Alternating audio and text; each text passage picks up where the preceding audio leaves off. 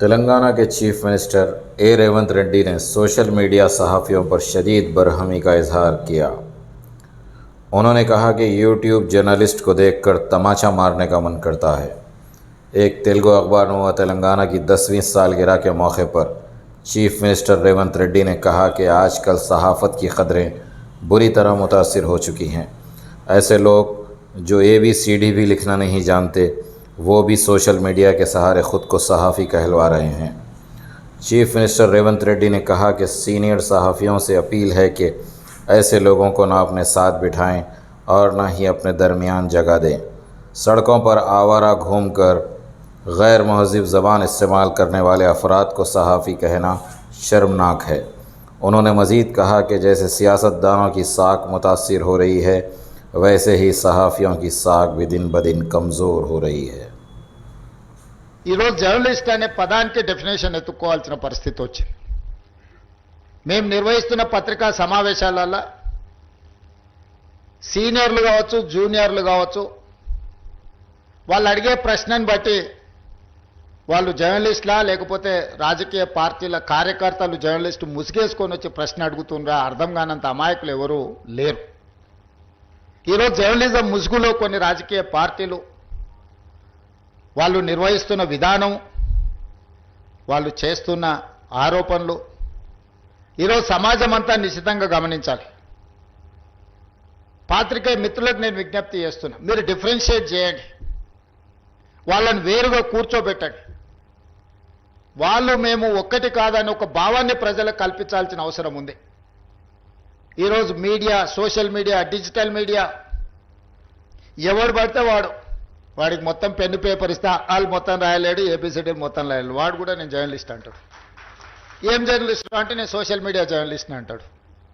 వాని పేరు పక్కనే జర్నలిస్ట్ అని పెట్టుకుంటాడు. అది మొత్తం వాళ్ళ ఇంటి పేరే అయినట్టు, వాళ్ళ తాతలు ముత్తాతల నుంచి జర్నలిజంలో పుట్టి పెరిగినట్టు జర్నలిస్ట్ ఎల్లయ్య, జర్నలిస్ట్ పుల్లయ్య అని పెట్టుకుంటారు.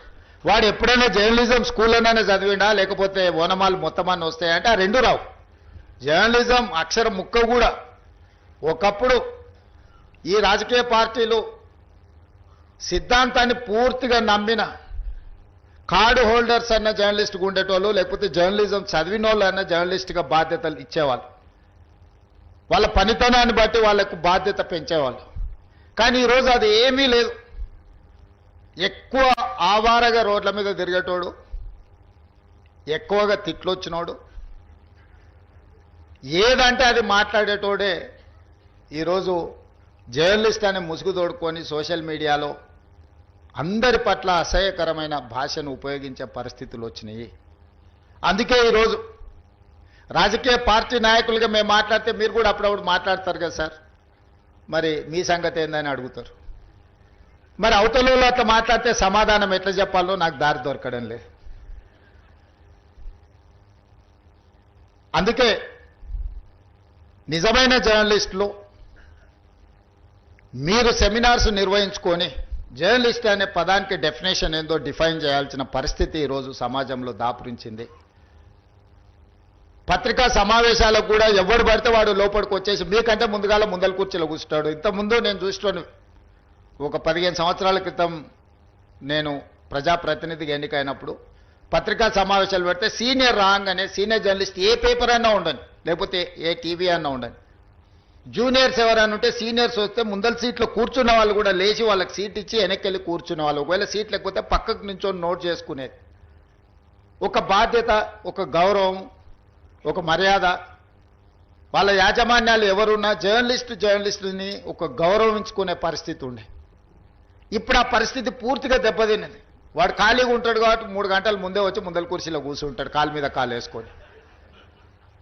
వాడికి వచ్చిన సీనియర్ జర్నలిస్టు వాళ్ళ జీవితాన్ని మొత్తం జర్నలిజంలో కలిపినరు. వాళ్ళు సిన్సియర్గా ప్రజా సమస్యల్ని విశ్లేషించడానికి, పరిశోధనలు చేయడానికి వాళ్ళ జీవితాన్ని, ఆరోగ్యాన్ని ఫనంగా పెట్టి, కుటుంబాలను కూడా ఫనంగా పెట్టి ప్రజల సమస్యలను తెలుసుకోవడానికి ఎక్కడెక్కడనో మారుమూల ప్రాంతాలకు వెళ్ళి రోజుల కొద్దీ ప్రజలలో మమేకమయ్యే ఆ సమస్యల్ని తెలుసుకొని వాళ్ళు రాసిందన్న సంగతి, పాలకులు చేస్తున్న తప్పులను పట్టుకోవడానికి నిరంతరం శ్రమించి విశ్లేషించి మన ప్రాంతంలో జరిగిన విద్యుత్ ఉద్యమాల వెనుక ఇంత కఠోరమైన దీక్ష జర్నలిస్టులది ఉన్నది.